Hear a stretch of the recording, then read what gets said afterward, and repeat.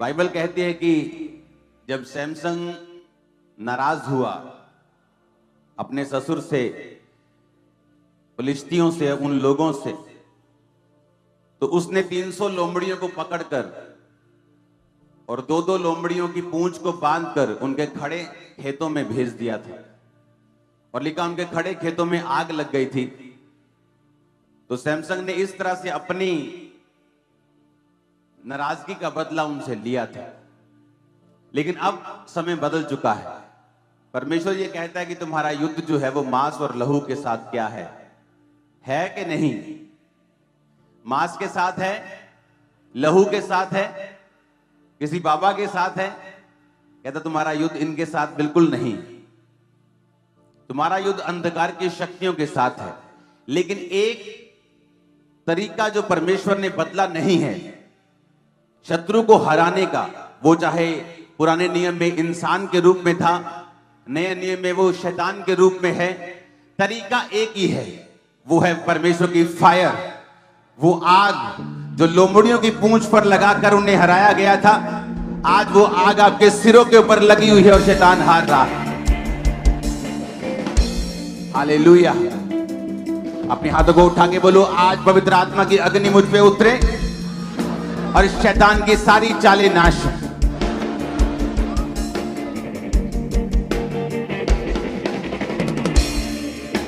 ऊंची आवाज में हालेलुया, आमीन। तो तरीका परमेश्वर का बदला नहीं। पुराने समय में उसने लोमड़ियों को पकड़ा, उनकी पूंछ को 2-2 करके बांधा और आग लगाकर उनको खड़े खेतों में भेज दिया था और फिलिस्तियों के सारे खेत जला दिए थे। तो जब परमेश्वर आपकी लाइफ में दुश्मनों को हराना चाहता है तो वो इससे नहीं हारेगा कि आपके पास कितना पैसा है। शैतान इसलिए नहीं हारेगा कि आप कितने इंटेलिजेंट हैं, आप कितने पढ़े लिखे हैं, कितने समझदार हैं, आप कितने माता पिता की आज्ञाकारी हैं। आप इसलिए जीतेंगे और शैतान हारेगा कि आप में परमेश्वर की सामर्थ्य और आग काम करती है, जो आम बात नहीं है। और आज यहां बैठा एक एक जन कुर्सी पे नीचे यहां भी पवित्र अग्नि से भर के जाएगा और उस सामर्थ्य से भर के जाएगा जो परमेश्वर आज आपको देने वाले हैं इन जीसस ने। Hallelujah, hallelujah. ये बात को हमेशा आपने याद रखना है कि परमेश्वर की अग्नि है जो शैतान को शर्मिंदा करती है, जो वैरी के खेतों को जलाती है, जो वैरी के घमंड को खत्म करती है। लेकिन साथ साथ हमें यह बात भी ध्यान में रखनी है कि हमारी लड़ाई जो है वो आत्मिक है। और अगर हम इसे शारीरिक लड़ाई में बदलेंगे और शैतान ने अगर हमारा आत्मिक जीवन कमजोर किया तो फिर चाहे हम जीत भी जाएं तो भी जीत कर भी हम हारे हुए। ये बड़ी समझने वाली बात है आप लोगों के लिए। मैंने कहा अगर हम शारीरिक युद्ध जीत भी जाएं और एक आत्मिक युद्ध को शारीरिक युद्ध की शेप दे दें और फिर जीत भी जाएं, तब भी ये युद्ध क्या होगा? हारा हुआ होगा। पहला पत्रस 3 उसकी 9 आयत में लिखा है, बुराई के बदले बुराई मत करो और ना गाली के बदले गाली दो, परंतु इसके विपरीत आशीष दो, क्योंकि तुम आशीष के वारिस होने के लिए बुलाए गए। आमीन। एक होता है कि तुम जब विरोधी तुम पर इल्जाम लगाता है, जब वो तुम पर अटैक करता है।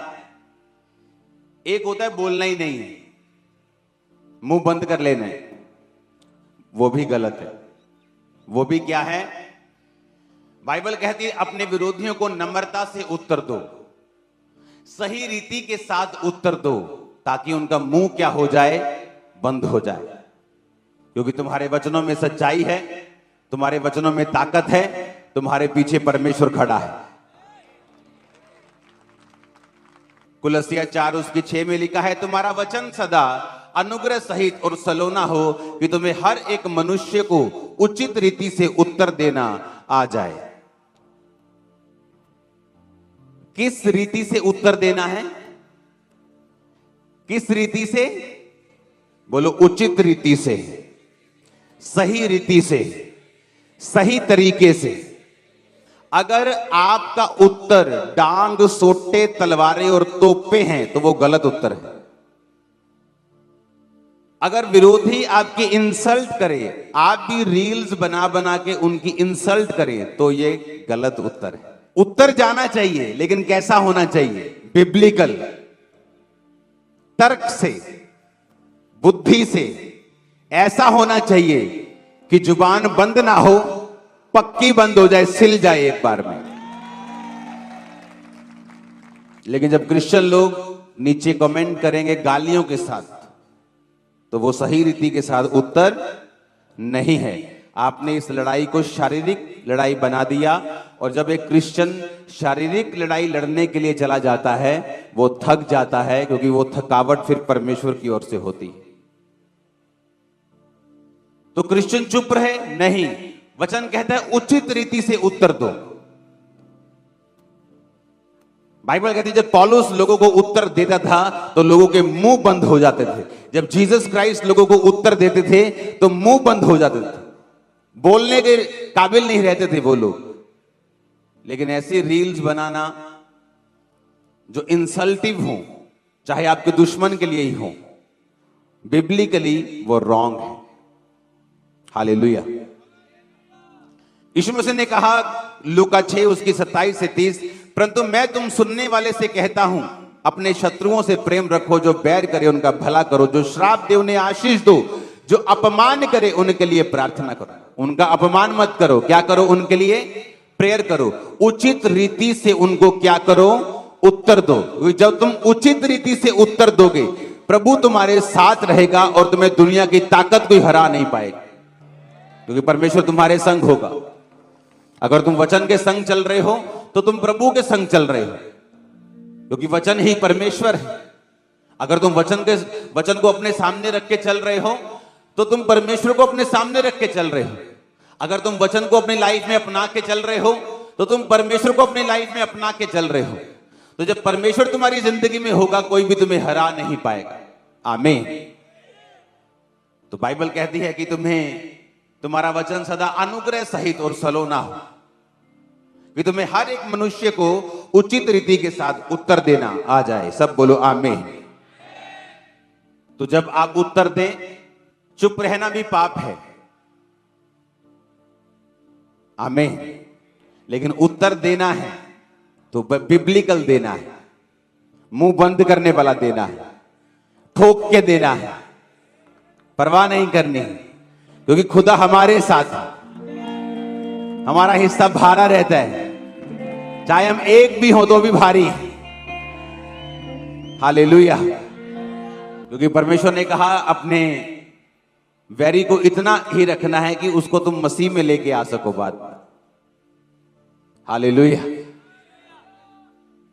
उसे वचन का पता हो कि मेरा पाला किन से पड़ा है, चाहे क्रिश्चियन मेजॉरिटी में हो, किसी स्टेट में मिनॉरिटी में हो, ये कभी मारते नहीं किसी को। जाओ देख लो। कुछ लोग बोलते हैं जब ये ज्यादा बढ़ जाएंगे जी हम पर आ जाएंगे जी। हम तो पहले ही ज्यादा 90% है। देखो पूर्व में, साउथ में चले जाओ 40% है स्टेट्स में।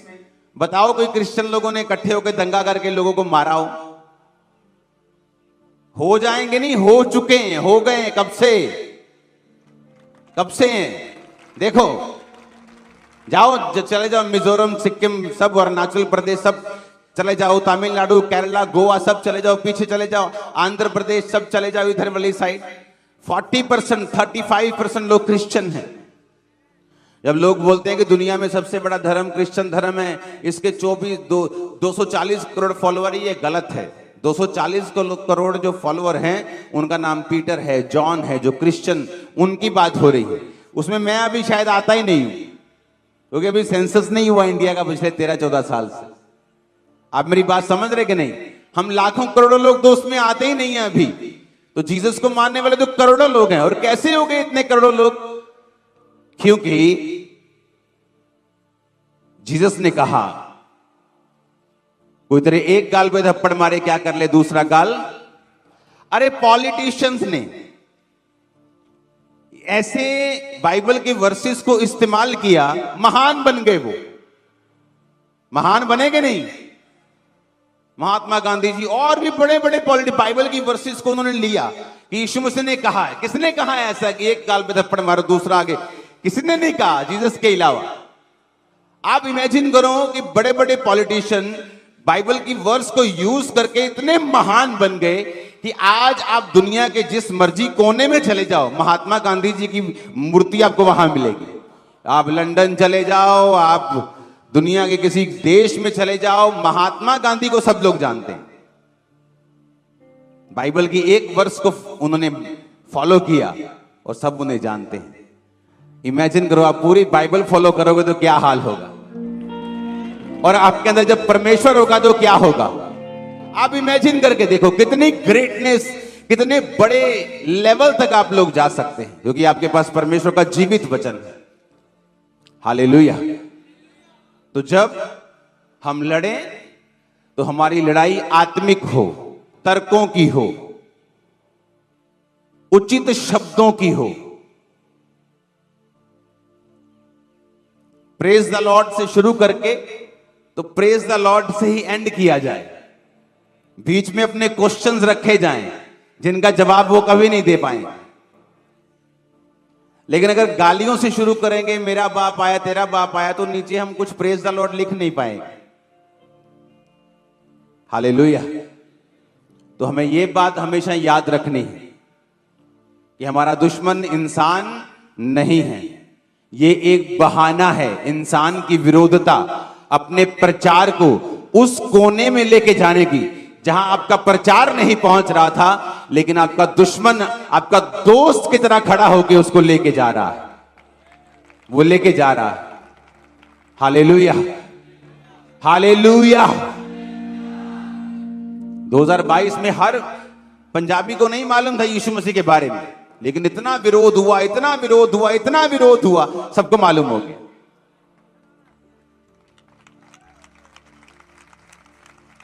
विरोधियों को विरोधियों मत बोला करो, उनको बोलो ANM की PR एजेंसी है ये, उसकी पब्लिसिटी करते हैं फ्री में।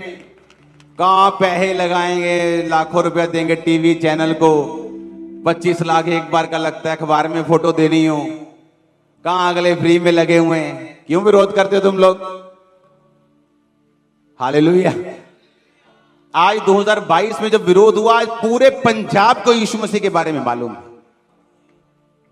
लोग बोलते हैं नेगेटिव भी लोगों को पता चला, नेगेटिव बातें यीशु मसीह की फैली, नेगेटिव। जब मेरे को यीशु मसीह का प्रचार हुआ था तो नेगेटिव हुआ था। जब मेरे को पहली बार यीशु मसीह के बारे में मालूम हुआ था, मुझे ये मालूम हुआ था कि ये पास्टर लोग ऐसा ऐसा ऐसा बोलते हैं, ये ऐसा ऐसा धर्म बदल देते हैं। लेकिन आज हुआ ना बदलाव, तो सच्चाई को छुपाया नहीं जा सकता, उसको रोका जा सकता है, कुछ देर के लिए छुपाया जा सकता है, लेकिन सूरज को कितनी देर छुपा लोगे, वो एंड में बाहर आएगा। कितने मेरी बात को समझ रहे हैं? तो जीसस क्राइस्ट सच्चाई है, वो धर्म का नाम नहीं है, वो रिलीजन नहीं है, वो सच्चाई, वो बाहर आएगी।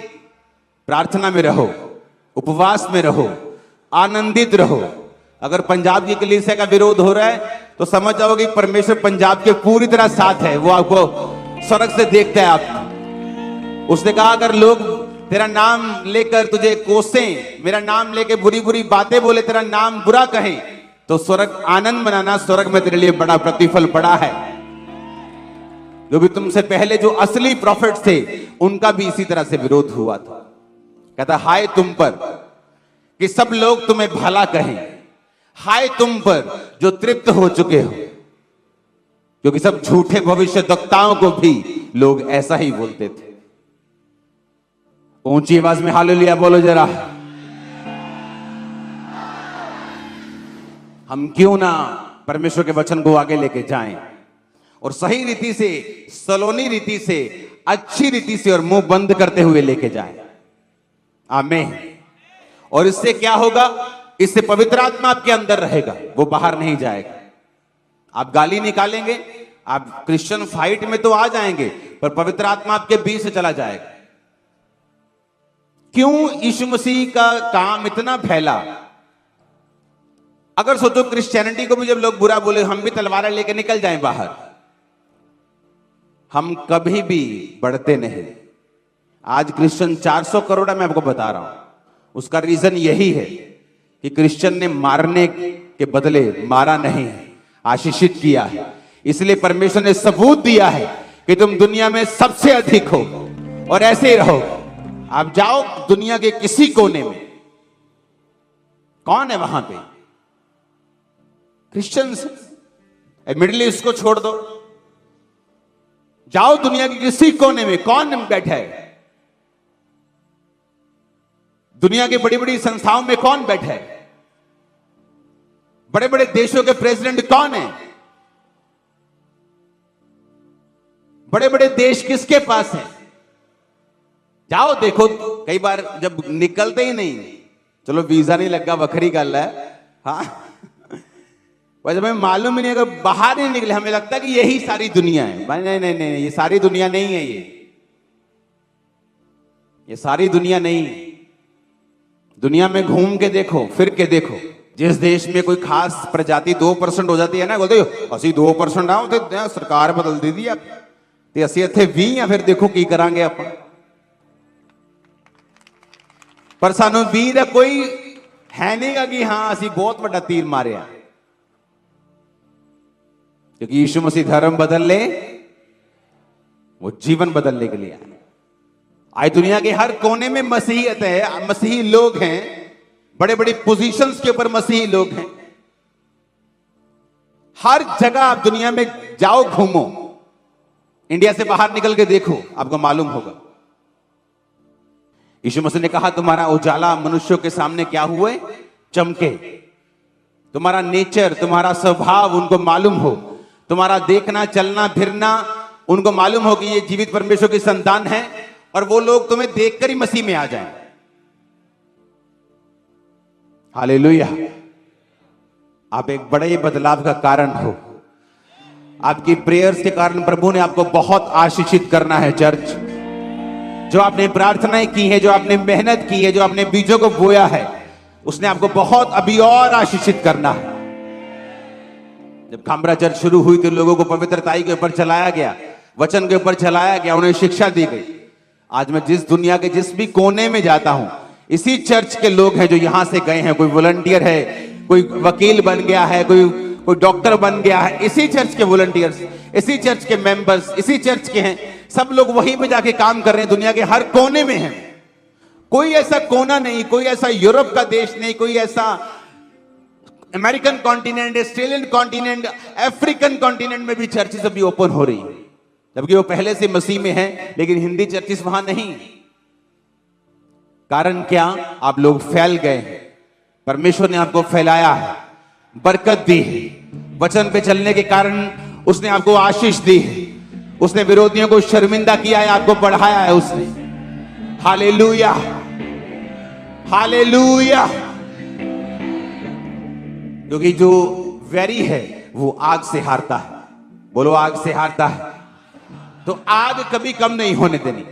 जब शरीर आएगा आग कम होगी, व्यभिचार चोरी आएगी आग कम होगी, आप गालियां निकालेंगे आग कम होगी, आप रॉन्ग वर्ड यूज करेंगे आग कम होगी, आप डर जाएंगे नहीं बोलेंगे तब भी आग कम होगी।